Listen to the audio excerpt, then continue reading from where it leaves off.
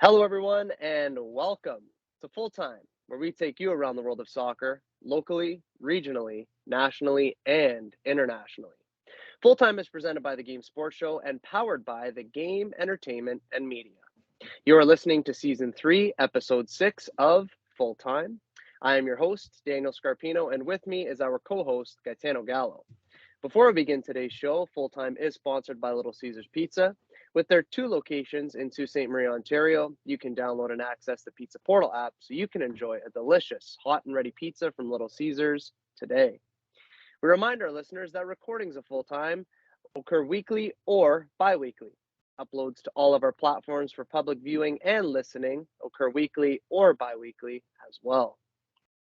Folks, we are delighted to welcome you here with us on Full Time. We look forward, as always, to talking with you about the beautiful game. Gee, spring is looming, even though it's starting to snow, I think, a little bit outside. But football certainly is in full swing. How are you, my friend? I'm doing great. Scarps, how are you? I've got no complaints on my end, G. All is definitely well. In today's show, we will be talking about the Champions League, the Europa League, the FA Cup, Europe's Big Five, MLS, and local soccer. As always, if anyone would like to listen to our previous content, please check us out at Full Time on the Game Sports Show. And without further ado, Gaetano, and to everyone who has taken the time to tune in here today, let's kick off. We begin today's show by examining how the Champions League round of 16 ties finished up. Before we do that, Gaetano, how impressed were you personally with the quality in the round of 16, and did it live up to your expectations? Yeah, I thought the round of 16 was great. When the draw was first made, we knew there were some exciting matchups, and I would say most of them lived up to the hype. It was pretty good. Yeah, and the word that really springs to mind for me is intriguing, and a lot of the things that we thought would happen, in fact, did. And then there was some surprises along the way, which we'll definitely talk about here and now. Gee, the first game that we're going to look at is Benfica and Club Bruges. Benfica entered the second leg up 2-0, and in a game where perhaps a slower and a more methodical approach from Benfica was expected, it was anything but that for the Portuguese side. From the off, Benfica remained on the front foot and absolutely hammered Club Bruges by a score of 5-1, which sees them through to the quarterfinals, winning 7-1 on aggregate. Gee, this was total domination by Benfica. Your thoughts? Yeah, almost felt unnecessary going into the second leg up 2-0 already. Really just need to put it in cruise control to see themselves through, but they really went for it and absolutely throttled Bruges. And I think that certainly makes a statement. And obviously, it's a team to be reckoned with as now they enter the quarterfinal. Next, it was Chelsea who entered their second leg against Dortmund down 1-0. Through a bit of charisma, character, and maybe some level of fortune, it's Chelsea who make their way through to the quarterfinals after beating Dortmund by a score of 2-0 and ultimately 2-1 on aggregate. Gee, we've criticized Chelsea throughout this season, and probably for good reason. This time, however, they get the job done. Your analysis on this one? Yeah, going into this tie, I was really worried about Dortmund's defense, and this just kind of proved it. They kind of caved under the pressure, but I think over two legs, Chelsea was definitely the better team and deserved to go through. I agree with that for sure. And it almost kind of reminds me of the season that Thomas Tuchel came into Chelsea when he arrived and replaced Frank Lampard, and how things started to pick up. Maybe now Graham Potter's really going to put the focus into the Champions League, but time will tell. But Chelsea definitely looked the better side over two legs.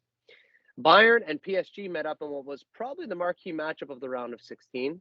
After Bayern entered the second leg of this tie up 1-0, they stifled PSG with a brilliant display, defeating them 2-0 in the second leg.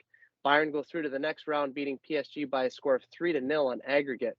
Gaetano, Bayern show their class, and PSG show why they just cannot be trusted in this competition. What are you saying about this one? Yeah, really impressed from Bayern, keeping PSG quiet over two legs. Not many teams in the world can say they've done that. Considering Messi, Mbappe, Neymar. Yeah, it was just domination by Bayern, and especially the second leg at the Allianz Arena in Munich was just like textbook Bayern Champions League soccer. It was beautiful to watch. Well, and you know what, Gaetano, for the times and the days that the Champions League is played during midweek or early on in the week, and the games are oftentimes in the afternoon.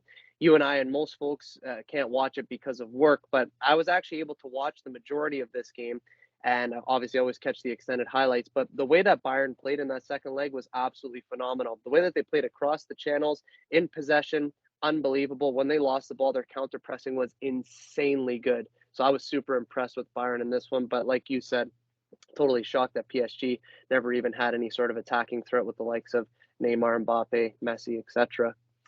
Tottenham hosted Milan in the second leg of their tie. Milan, going into the game, were up 1-0 on aggregate, and evidently, in the end, that's all they needed. Milan draw with Tottenham by a score of 0-0 in the second leg, which sees Milan through to the next round as they hold their 1-0 advantage. Gaetano, Tottenham is gone, and Milan are through. Was it ever in doubt that Tottenham would let this one slip? Definitely not.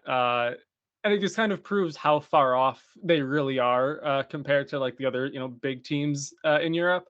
Milan, they've won a Serie A, haven't had much European success recently, but that squad kind of knows how to win, knows how to manage 1-0 on aggregate going into the second leg. And Tottenham needed, just the one goal to force extra time or even, a couple more to go through, and they just couldn't do it. They just don't have it in them. I think in the squad, in the hierarchy, like anywhere in there, they don't have it, and it came to fruition again.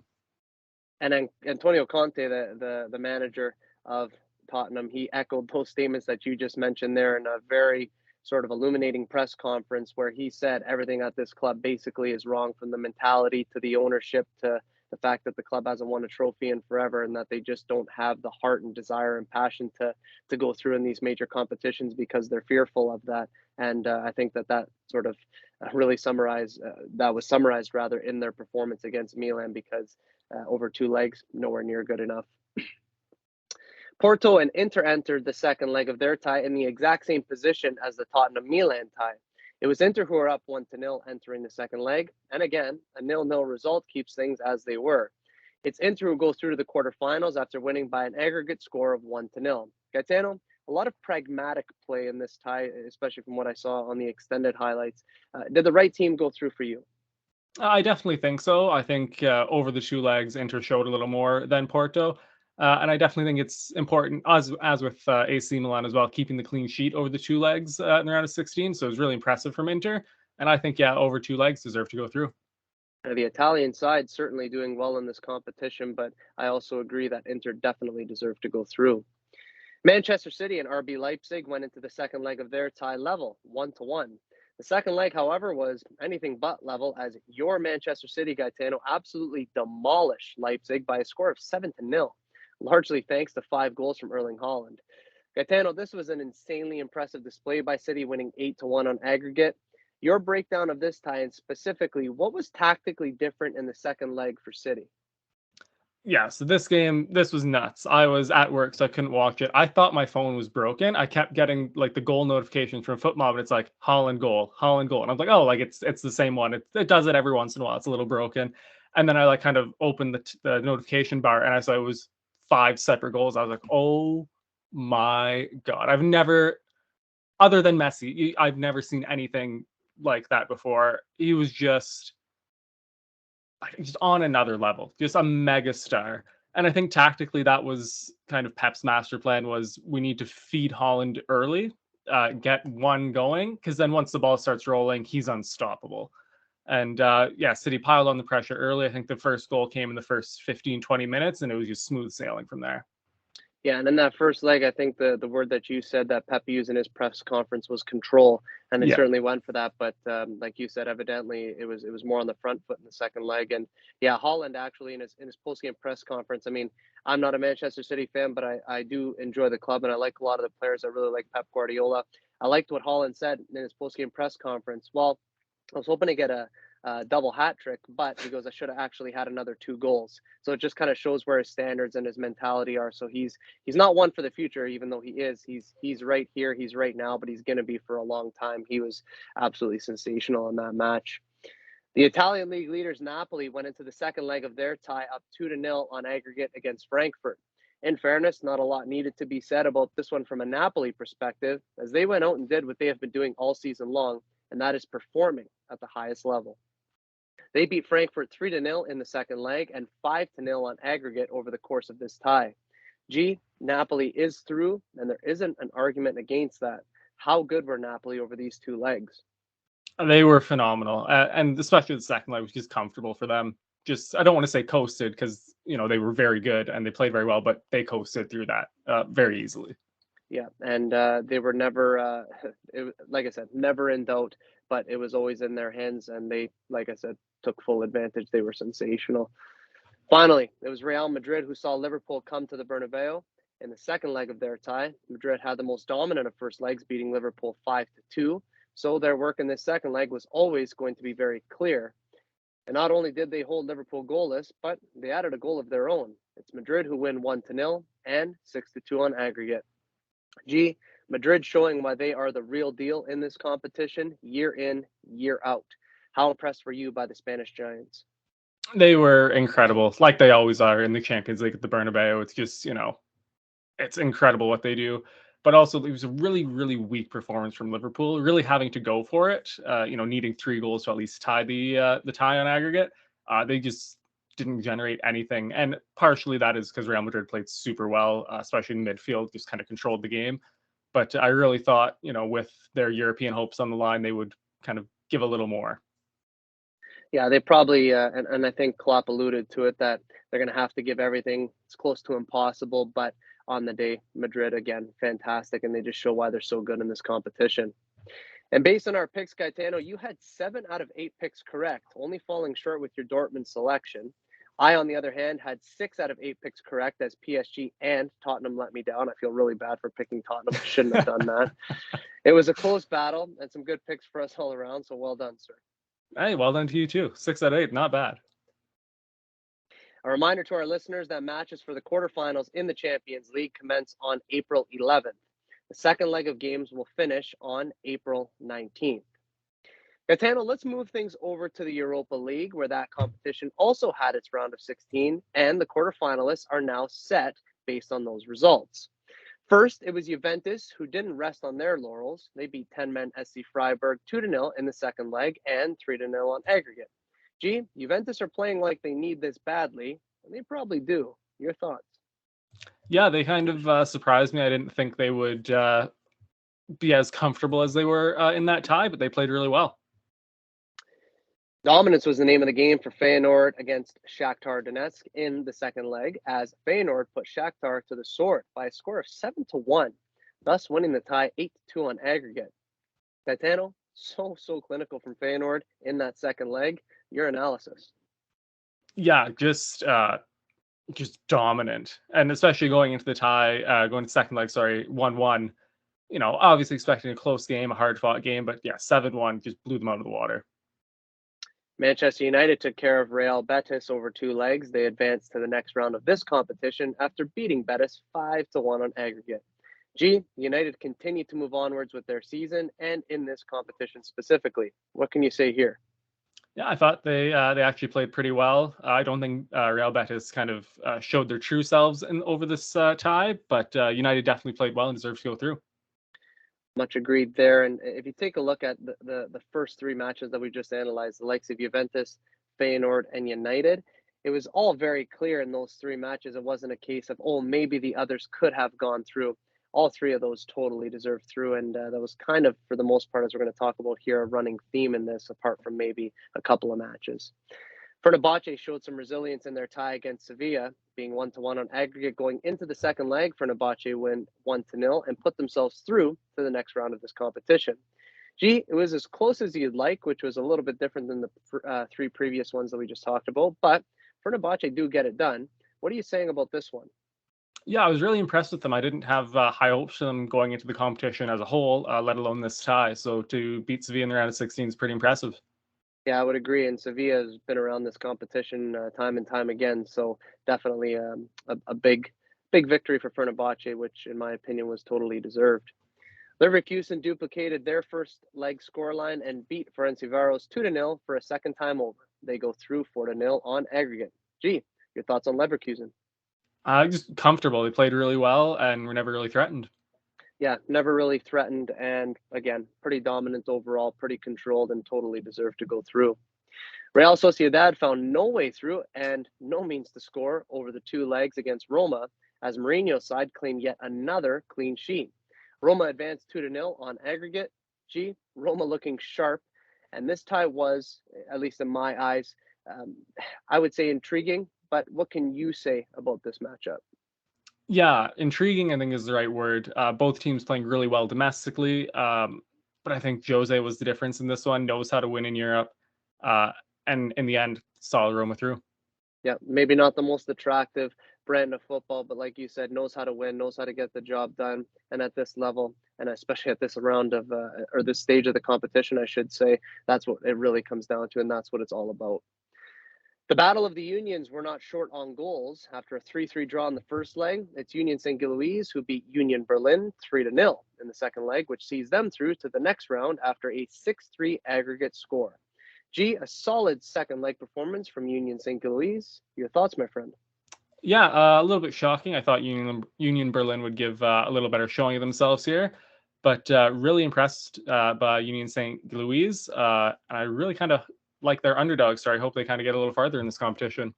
Yeah, I was also surprised. I thought Berlin, given the season that they were having, certainly would have just continued to push onwards, and maybe that just kind of shows the lack of attention that I pay to France's Liga. But I mean, here we are, and hopefully this underdog story continues. And the reason why I say that is because now we're talking about Arsenal. Arsenal hosted Sporting in the only game of the round of 16 that needed penalties to decide it. After being level 3-3 on aggregate over the two legs, it's Sporting who defeat Arsenal 5-3 on penalties to go through to the quarterfinals of this competition. Gee, it was a letdown for me personally because I wanted Arsenal to go through, obviously. But Sporting, in my view, they deserved it. What can you say about this result? So at first, I got to talk about that goal in the second leg from what, just inside half? Just Like, unbelievable. incredible piece of individual skill. I don't off the top of my head remember who did it, but just phenomenal to be able to do that. Especially the game was at the Emirates, right? Yeah. Yeah. So to go to London, go to the Emirates, and drop that is just incredible. And honestly, that whole tie was really, really good, captivating, great down to penalties. A little unlucky, I think, on the penalties, but I thought it was great. Yeah, and you know what? I mean, well, when this game was taking place, the second leg, I was actually away in the States, so I couldn't watch it. But I had my Twitter notifications on and whatever, and then all of a sudden my phone started going bing, bing, bing, bing. I was like, "Oh, what's happened here?" And then immediately the video was uploaded into like the news feed when you go to the search, and it was just that goal. And then I was like, "Oh boy, I think I know how things are turning today." And the fact that Arsenal fans and everybody else were clapping, it was almost meant to be for Sporting. But like I said, over the two legs, Sporting were the better side. I think Arsenal have their focus elsewhere. Some people are looking at it as a blessing in disguise, which we can get to a little bit later when we talk about the Premier League. I really wanted to go through, but maybe it just wasn't meant to be, and that is kind of how it is. And based on our picks, G, you had 3 out of 8 picks correct here, with the likes of Arsenal, Berlin, Betis, Freiburg, and Sevilla letting you down. I, on the other hand, ended up with 5 out of 8 picks correct, only falling short with Arsenal, Berlin, and Sevilla. G, would you say that the Europa League is a little bit tougher to call than the Champions League? 100%. I think the teams prioritize. I think most teams prioritize the Champions League over their domestic leagues. But when it comes to the Europa League, I think certain teams will prioritize their domestic league over it. So it makes it a little stickier. And also, like you said, we don't pay as much attention as we would like to all the other European leagues. So there's some teams that we kind of don't watch as much, don't see them as often. So it's a little bit harder to pick. Yeah, it's a great summary there. I couldn't have said anything better myself. In my opinion, I believe that it is certainly more difficult. A reminder to our listeners that the first leg of the Europa League's quarterfinal matchups will begin on April 13th, and those quarterfinal matchups will wrap up on April 20th. Gaetano, let's stay with cup competitions here, and let's move into the FA Cup. Quarterfinals have wrapped up, and it's 4 teams who remain in the competition. We will take everyone through the results of the quarterfinals here and now and discuss what transpired in these matches. First, Gaetano, it was your Manchester City who hosted Burnley at the Etihad. It was a meeting between former coach and former player, that being Manchester City boss Pep Guardiola and newly appointed manager and former Manchester City captain Vincent Kompany. The two obviously share a unique and rather remarkable relationship. This game, however, was anything but remarkable for the return of Vincent Kompany, as your Manchester City smash championship side Burnley by a score of 6-0. G, was dominance in every way imaginable for City. Holland gets a hat trick, Alvarez gets 2, and Palmer adds his name into the hat as well. Give us your analysis, sir. So when we previewed this, I said that Burnley aren't going to do their typical Burnley and drop six at the back and just play behind the ball. That they were going to try and go for it, and they really did. To start the game, the first 15, 20 minutes, it was pretty back and forth. Actually, Ruben Diaz and Rico Lewis had to make some last man tackles to prevent some scoring chances early. So they really did go for it. Unfortunately, like with the Leipzig game, once Holland got his first, and I think the 25th or 30th minute, it was just kind of downhill from there. Just like I said, he just scores everything. And the rest of the team kind of chipped in. A couple of Alvarez goals. The KDB pass for the second one was just perfect. Yeah. And yeah, just comfortable. And it sucked as a City fan because like we love Vinny Company. So it sucked seeing him on the end of that. But at the end of the day, that's business. And it was good to see him back, and it was good to get the result. Yeah, and it was interesting because me watching that match too, I'm looking at it and I'm thinking to myself, well, okay, it's after half an hour, 1-0, then they got the second, okay.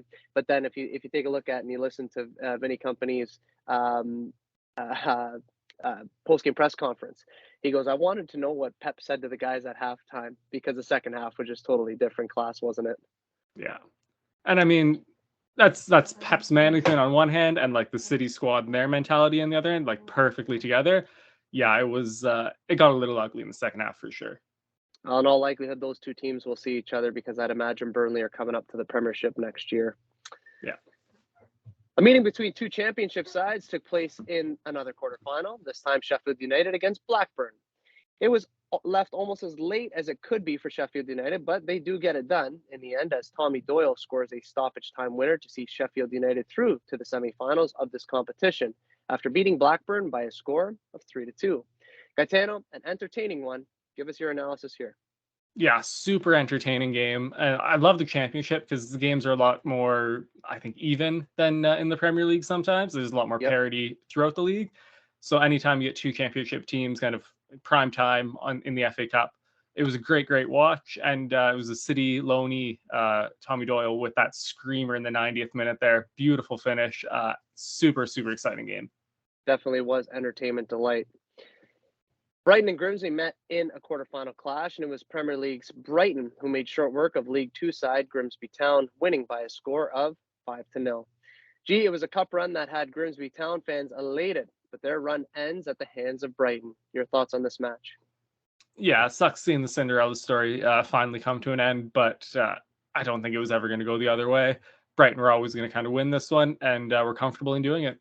Yeah, it was always going to be that for me as well, but definitely a great cup run there for Grimsby Town.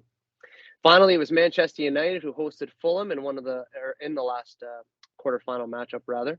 Fulham got their noses out in front 5 minutes into the second half, but it wasn't to be for them as United clawed their way back into things to end up beating 9-men Fulham, but Willian and Mitrovic sent off before United equalized. This one ends in favor of United by a score of 3-1. A lot of controversy in this one. What can you make of all of it? Yeah, so I don't think there's as much controversy as the media would like to spin it. Obviously, 3 red cards in that couple minutes makes for an easy story. But like the Willian red card was just an obvious one. Like there's no no getting around that. Yeah. And I really don't know what the manager lost his head for it. Again, like it's just so obvious. Those 2 red cards from me are just like they're blatant. Like what do you can't swat the ball off the line if you're Willian, and I don't know why your manager is losing his head over that red card. The only one for me is the Mitrovic one. So I'm actually interested to get your perspective because obviously you can't touch refs. That's obviously no. But like we've seen a few times in the Premier League this year, like not that he shoved the ref, but like he definitely touched him. But we've seen a few players kind of get away without getting the red card. So I was interested to see your perspective of why you thought Mitro got the red card for this one. I honestly think for me, Gaetano, and I watched that 1,000 times, and I've had a few conversations, particularly with guys that I played with. I think it was almost like Mitrovic was trying to impose a bit of dominance over the referee, and I felt like the referee wasn't having it. I almost want to say it was a little bit of an ego thing. Would I have sent the player off for doing that? I really don't know. I couldn't give you an answer. I thought when he kept trying to back the referee down, Mitrovic, I thought that was a little bit excessive because he was clearly trying to prove a point. Not to say that that doesn't have there's no room for that in the game of football. but it was a bit of a weird one when people were calling for like 10-game bans. There were some people calling for lifetime bans. I don't know if that was just people taking the mick or whatever, but I thought that was a bit ridiculous and a bit excessive. So did he deserve the red card? Yeah, maybe, but I don't think maybe it was as bad as people made it out to be. But I mean, just the controversy alone in that match, the fact that they had the 3 red cards, 2 of them being players, I found that it was just very interesting for Fulham, and obviously United had a little bit of fortune on their side, I feel. A reminder to our listeners that semi-final action of the FA Cup will take place on April 22nd. It will be your Manchester City, Gitano, who will host Sheffield. In the other semi-final, it will be Brighton and Manchester United. Both games will kick off at 10 a.m. Eastern Time. These games will be highlighted here on Full Time in a future show. This is Daniel Scarpino and Gitano Gallo, and you are listening to Full Time on the Game Sports Show. A reminder that Full Time is sponsored by Little Caesars Pizza. You can download and access the Pizza Portal app for any of the 2 locations in Sault Ste. Marie, Ontario. Have a delicious, hot, and ready pizza from Little Caesars today. Gitano, with everything that we've just discussed, it really is the bulk of our show here and now, as we are going to go through Europe's Big Five. Collectively, what we have been seeing this season across England, Italy, Spain, Germany, and France has been rather remarkable. How much have you been enjoying following all of these leagues this season, G? I think this season's been great. There's, some of the obvious teams winning, but a lot of interesting storylines to follow. Some favorites not performing well, some underdogs performing super well. So I think overall, so far, it's been a great season. And let's get a jump on this, G, and we'll start in England with the Premier League. And before we go into the specifics of the table, I just want to highlight how the table is divided in such a way that for me, I'm not sure that I ever remember seeing in my lifetime. So right now you've got spots 1 through 11, where all 11 of those teams are legitimately fighting for positions in European places. You've got Arsenal and Man City, who are battling positions 1 and 2. Then you've got Manchester United, Tottenham, Newcastle, Liverpool, Brighton, and Brentford, who are all challenging for Champions League positions, so that final 3rd and 4th position. Then you've got the likes of Fulham, Chelsea, and Aston Villa, who are all battling for the 5th, 6th, and 7th positions in the Europa League and Conference League spots. Then, looking at the other side of things, this is where the split and the divide happens, right? You've got positions 12 all the way down to 20, who are quite literally 1 win from being out of the relegation zone or 1 loss from being in the relegation zone. All of those teams are within 4 points of each other. Gitano, I haven't seen anything like it before. At least I can't remember the standings ever looking this divided and close at the top and then close at the bottom. What can you make of this table right here, right now, just from an overall perspective? Yeah, like it's nuts. Like you said, I can't think of any time I've seen the league look like this, especially like being in 12th place. Like normally that's like we would say like comfortably mid-table. But they're like 3 points out of a relegation spot right now. That's insane. And I think that kind of speaks to the parity of the league. Not entirely with the obvious split, but you have 10, 11 teams legitimately competing for Europe, and also almost 10 teams competing for relegation. I would say the Premier League's in a great spot right now in terms of the actual football being played and the entertainment value. Without doubt, and I mean, the Premier League always seems to intrigue. It doesn't matter. I mean, the team at the top could be 10 points clear, and you could have, the 3 bottom teams being so clear that they are going to get relegated, and you still be almost just intrigued. But when something like this happens, not that it's once in a lifetime, because it can totally happen again, and we may see that, but you certainly pay close attention because you just don't know what's going to happen next. Now, specifically at the top, it is officially, at least I say officially now because I kind of had some hope for Manchester United that they were going to kind of creep in there, but it's officially a 2-horse race. It's Arsenal and Manchester City. Right now, Arsenal have 69 points and City have 61 points, but City have a game in hand. Both teams, from a Premier League perspective, are on good form. How close is this title race, G? I think this will be decided in the City Arsenal game next month. I think it is. Yeah. I think that game is going to decide the title. I think they'll both win any of their games leading up to that, and also after that. I really do think that the Premier League title is going to come down to that one game. So let me pick your brain on that one because I think that's an interesting take. I've seen a lot of things, people saying, okay, in City's last 11 games, this is how many points they're going to get. In Arsenal's last 10 games, here's how many points they're going to get. So let's say, for example, in that, let's say it's a draw. Does that mean that it's going to be Arsenal's to win because they'll still be ahead on points, do you think? Or does that mean that it's anybody's? I think it would that's a tough because it would still I think be anybody's, but the advantage would be Arsenal's because they're still ahead. But yeah, it's just I haven't had a title race like this since the Liverpool one in 1819, I think it was. Mm-hmm. Yeah, And like was it the 98-97 or whatever it yeah, was? that Points, one. yeah. Just it's awful as as a fan because wanting to win like it's great, but like it's an awful like last 10 games. Every second of every game counts. It's just so stressful. It's great to watch, and I'm sure we'll look back at the end of the season and be like, "Well, this is amazing." Whichever way it goes, whether it's Arsenal or City. But like, it sucks a little right now. It's tense. I don't like it. No, I'm with you on that, man, because it's like any little slip up, that panic sets in, right? And Yeah. you watch, like for example, Arsenal fan TV. It's like, oh, well, maybe it's done now. Maybe it's done. And then all of a sudden you go on this like little run. Oh, okay, that was just a blip. No big deal. So, like you said, every second counts. But these last 10, 11 games going to be incredibly nerve wracking, especially for me. I know you've seen City over the past several years dominate. For me, it's been a while since Arsenal have been legitimately challenging. Last time that Arsenal won a Premier League title, of course, I remember it. But as a young kid, do you really enjoy it? Maybe as you would now in your 20s, probably not. So I'm hoping that Arsenal can get it done, but time will tell. There still is a little ways to go, but the race certainly I think will go close to the end. And as previously mentioned, the teams fighting for European places stretches from Manchester United in third all the way down to Aston Villa in 11th, which is madness to me. But what's even more mad is the relegation battle. At this exact moment, Southampton, Bournemouth, and West Ham make up the bottom three, but it's everyone above them who are in the exact same amount of danger as them.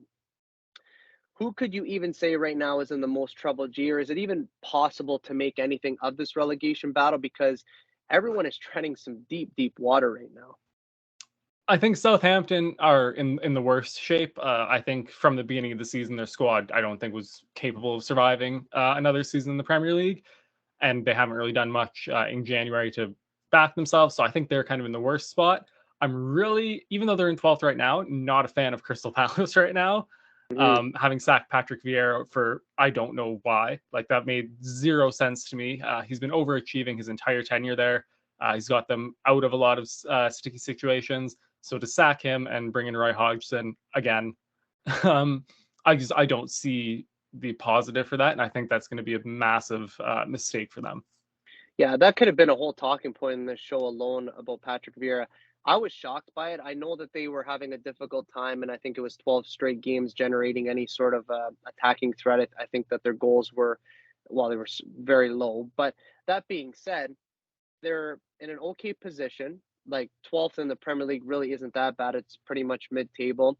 Yes, they're in that sort of relegation battle right now, but who better to get that team out? I mean, since he came in, I thought he was an excellent manager, and I listened to the owners. The media actually caught him as he was on his way into the training ground, and it was one of those where I'm sitting there and I'm listening and I'm analyzing what he's saying. And I'm like, you don't even believe anything you're saying. Like what's coming out of your mouth is you know what. And yeah, I never believed it. So that one really shocked me. And if Crystal Palace go down, I like the club. I think that they're good for the Premier League, but if they went down, I wouldn't be sad because I'm a huge fan of Patrick Vieira, former Arsenal legend, and all sorts. So that one really shocked me. But yeah, Southampton in a really bad way. Crystal Palace maybe not so good now either. And then we'll have to see. I think West Ham have a couple games in hand, so they'll probably pull themselves out. I don't think Bournemouth are really gonna find their way out of there either. But again, with one game, everything can swing here. So time will tell with the relegation battle, just like it will the top of the table. In Italy, Serie A, it remains Napoli at the top as they have been all season, who are flying with 71 points, on pace to beat the all-time Serie A record for total points accumulated in a single season. Lazio is in second with 52 points. Right behind them is Inter in third with 50 points. Milan is in fourth with 48 points. Roma, Atalanta, and Juventus are on the outside looking in. G, Napoli will have this wrapped up sooner rather than later. Your thoughts on Serie A at this moment in time? Yeah, if you had said at the beginning of the season, an Italian team was going to run away with the league, we obviously would have assumed Juventus, the way they've done so many times before. So it's refreshing to see Napoli doing it. And again, we've talked about it how many times now. The style in which they're doing it is it's just gorgeous football, playing so well. Um, yeah, I think I don't know the math on it, but it should be in the next couple games, being almost 20 points up right now. And yeah, they should have it wrapped up shortly and well deserved. Totally. In Spain's La Liga, Barcelona is starting to take more of a stronger hold on things, having now widened the gap between them and Real Madrid to 12 points at the top of the table. 68 and 56 points, respectively, for the two Spanish giants, Atletico and Real Sociedad, round out the top four. G, Barcelona recently beat Real Madrid by a score of 2-1 just before the international break. Was that a statement from the league leaders that this title is meant for them, really? I really think so. I thought the game would be a lot closer than it was. Barcelona were super comfortable in that game. I've been really disappointed in Madrid's domestic form this season. They've not been at the standard I thought they'd be. Obviously, Europe's another story. But yeah, looks like Barcelona are on their way to another title. Yeah, and you know what, G, I didn't really have much to add for the Serie A conversation because it's just Napoli flying, and that's pretty much been the story of the season. But I am a little also concerned, or a little bit let down, I guess you could say, about Madrid's form domestically. Do you think kind of their priority right now is the Champions League, or what do you actually think's happening there? I think they'll never admit it, but I think at this point in the season, absolutely, the priority is the Champions League. I don't think they're going to catch the 12 points on Barcelona. I can't see them losing 4 games uh, over their last their last 10 or 12. So yeah, I definitely think Madrid's going to be focused solely on the Champions League, and that is a scary, scary idea.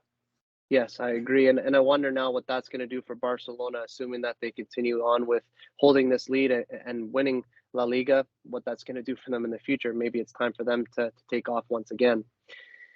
In Germany's Bundesliga, it's Dortmund who still hold that narrow lead at the top of the table. They have 53 points to their name, while Bayern have 52 points. Union Berlin is in third with 48 points. SC Freiburg with 46 points. They are in fourth. Fifth place RB Leipzig chases the remainder of the pack with 45 points. Gee, last time we spoke about the Bundesliga, we were pretty much saying that half the table had a legit shot at the title. If things continued the way that they were going, that could have very well been the case for some time.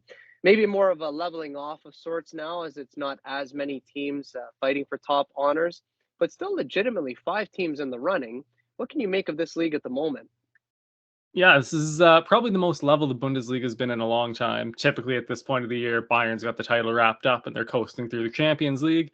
So it's really intriguing, and especially the teams that are involved too. If you had mentioned 5 teams, in Germany, we would probably said Dortmund, Bayern, Leipzig, maybe Leverkusen or Wolfsburg. So to see Berlin, Freiburg involved there is it's a nice surprise. Totally. And I think too, that managerial change now. What do you think that that's going to do for Bayern? Because Tuchel's back at it, and that shocked everybody. But we say it on full time all the time. In the world of football, you can expect the unexpected. So Tuchel now returning to Bayern, or going to Bayern rather. What is that? That is insane. I mean, it shows where the standard at Bayern is at. That second in the league, behind by only a point, and quarterfinals of the Champions League is not good enough, which is ridiculous. That would basically be like Man City sacking Pep right now. Yeah. So it's just wild that that's kind of the standard they're at. I think Tuchel's going to be. I think he'll be fine in Bayern. I think they'll probably end up winning the league still. But I think long term, I think that's a great signing for them. But I also think Nagelsmann was doing just fine. And, we talked about how dominant they were against PSG in the round of 16. Like, they looked fine. I didn't hear anything out of their camps that they were maybe, upset or things had fractured. It was just a very sudden change. And I don't want to say Bayern panicked, but I think they might have panicked a little bit.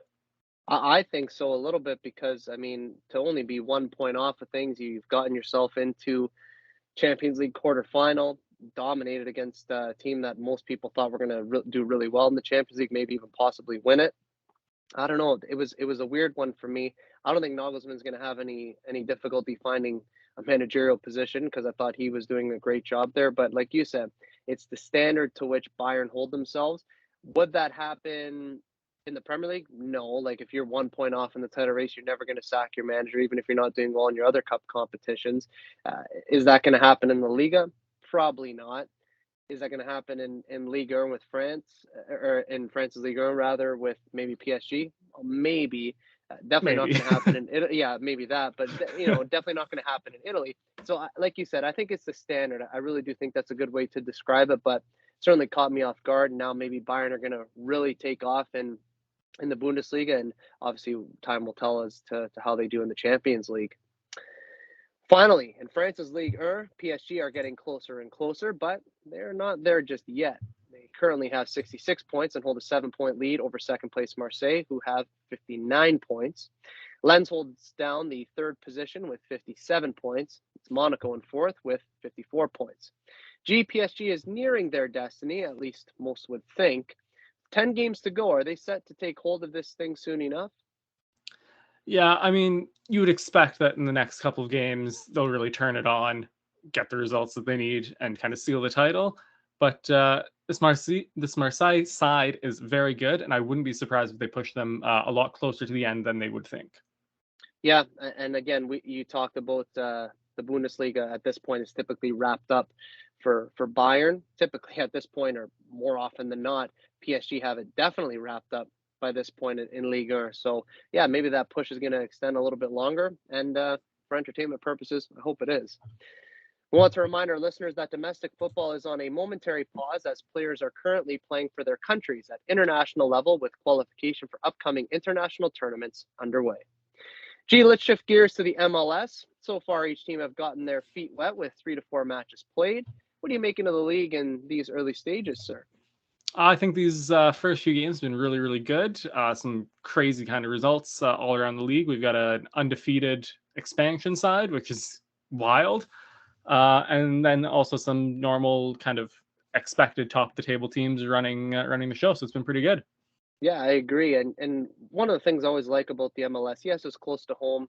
Yes, we have Toronto in it, which is our favorite side, and these sorts of things. But I just like the simplicity of, Saturday night, you're cooking dinner, whatever you get in the house, and you chuck on the TV and you get to watch soccer because, you don't get to watch soccer in the evenings from a European perspective as we're based in Canada. So I really like that as well. And it's been good to see in the early stages. In the East, it's Atlanta at the top. Just to highlight our favorite side, Toronto FC. They currently sit eighth in the East with 1 win, 2 draws, and 1 loss. Over in the West, St. Louis are top. And as you alluded to, Gaetano, they are the only perfect team in the entire MLS with 4 wins, 0 draws, and 0 losses. Gaetano, how good is the parity in the MLS? Because for me, every season, you just don't know truly who is going to take top honors. The floor is yours, sir.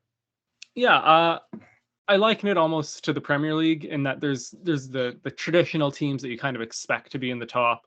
So that would be at this point, Atlanta, you expect New York City, you expect LA. They always expect them in the mix. Seattle's another one, as much as I hate them. They're always kind of in the mix. But then there's always, room for kind of random teams to just have a great season and be phenomenal. So it's a really, really entertaining league to watch.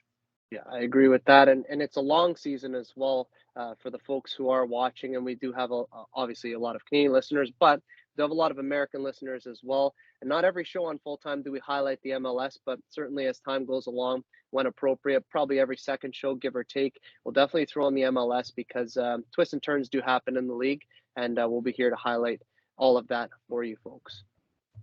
And finally, it's time to give everyone a local soccer update. Here in Sault Ste. Marie, Ontario, it's playoff time for indoor soccer.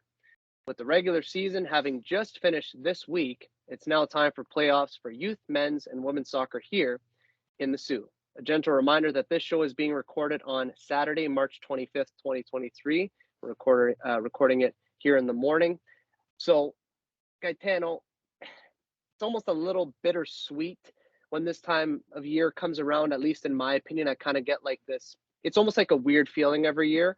At this time, you play this incredibly long season from October all the way to April, and then it's sort of all cards on the table for what is to come. So, what can you say personally for indoor soccer this season for you? Personally, not been the season I would have liked. Work's been a little hectic. Haven't been able to make as many games as I would like. But when I've been there, it's just great. It's always a competitive league. We got some newer teams in the league, which is always fun. It's a little bit of fresh blood. And yeah, I think it's been a great season for us. We're hoping FC Barcelona keep it running through the playoffs, and I'd like to get a first championship. For being 100% honest here, I'd really love Yeah, one. absolutely. And see, Gitano, I guess for me, it's a little bit different. We in our division, in the first division, we played 32 games. I played 30 out of those 32 games, and it's like, you put in all this time, you put in all this work, and like I said, it is a long season. Doesn't matter which way you spend it. Even if you don't play very many games, like we have some part-time guys. Every team has part-time players or guys that just can't make a ton. But it's an incredibly long season no matter which way you look at it. Whereas outdoor, it's like you start and then you finish, and then that's it, right? So yeah, like I said, it's a bit of a weird feeling, a little bit bittersweet this time of year. But that being said, playoffs are around the corner. They actually start tomorrow. That'll be women's, and that'll be men's second division. And then the youth had their qualification this past week, and then the semifinals and finals will take place next week as well. So, G, just your thoughts on the upcoming playoffs and what you've made of the league this year Yeah, in I'm Sault Ste. super Marie. excited for playoffs. I mean, always am. It doesn't matter whether team's first or last. It's always super fun. But I'm expecting both on the men's side and the women's side as well. Hoping Little Caesars do well in that as well. So yeah, it should be an exciting couple of weeks here. That's a nice way to put it, as you just did there, Gaetano. And for me, the one nice thing that I can definitely say this year is that there wasn't any interruptions for COVID or anything of the sort this time around. So, it's nice that we're kind of back on track and back to normal life. We didn't know when that was going to happen, but we are here, and that's a wonderful thing. And admittedly, it's so great to be able to just have a season, an indoor that is, without any interruptions. Last summer was another one without interruption, which was great too. Um, what I would say too is this season, as opposed to years past, a little bit longer, with the men's side playing upwards of 30 games, women's and youth playing 20 to 25 games. But for you, G, what do you think about the length of the season? Because it does stretch quite a ways. And we just had a meeting this past week. We talked about the length of the season. There were some pretty strong opinions. But what is your opinion on that? I mean, personally, like I would play. I'd give myself like maybe a 2 week break between the indoor and outdoor seasons, because I love playing. I'll play all the time. Like, I know some guys aren't like that, but for me, I don't mind the long seasons. I would love to get as many games as possible in the season as we can. So yeah, I'm a big fan of the long season, if we're being honest. And just for our American listeners, because we do have lots of them on here, we play on a lot of turf up here, and sometimes that turf can be really unforgiving. We have guys that listen to the show from the UP, so the likes of Sioux, Michigan, Sheboygan, St. Ignace. We have Petoskey listeners too. We don't have the beautiful grass fields here. We just don't. So, I mean, if anybody from the States ends up coming up here to Sioux, Ontario for a beer with anybody, that they know or whatever, please go and check out our grass fields, because you'll be absolutely shocked. So we do play a lot of our games on turf. Thankfully, we have that. Otherwise, we wouldn't be playing at all. Yeah. But definitely can be unforgiving at times, and it does take a toll on the body. But I'm more like you, Gaetano. I just want to play. I love to play. The breaks, I don't need too long of breaks, but if you get the reward you want at the end of the season, which you're hoping for your side, I'm hoping for my side as well, then it's definitely worth it in the end. As mentioned, playoffs are beginning now here in the Sioux, and if you're looking for playoff schedules for youth soccer, so 18 and under, please visit nhsc.ca.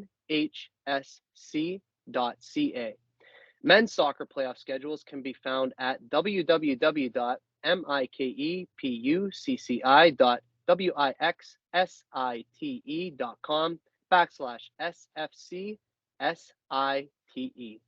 Women's soccer can be found on Facebook using the search bar for Women's Soccer in Sault Ste. Marie. And lastly, high school soccer is officially underway here in the Sioux. No updates at this moment in time in regards to schedule, as the weather always makes us hold our breath here in the Sioux, as we're seeing right now outside. But we have, and it's universal, so all the teams here in the Sioux have commenced their tryouts for high school soccer. So things will get rolling here pretty soon, and here on Full Time, we will update you all once the schedules are released. This is Daniel Scarpino and Gitano Gallo, and you are listening to Full Time on the Game Sports Show. A reminder that Full Time is sponsored by Little Caesars Pizza. You can download and access the Pizza Portal app for any of the 2 locations in Sault Ste. Marie. Have a delicious, hot and ready pizza from Little Caesars today. Ladies and gentlemen, that is Full Time. As we conclude today's show, we want to extend our deepest gratitude to each of you for spending a little time with us talking about a sport that connects us all. Gaetano, as always, nothing short of a pleasure, man.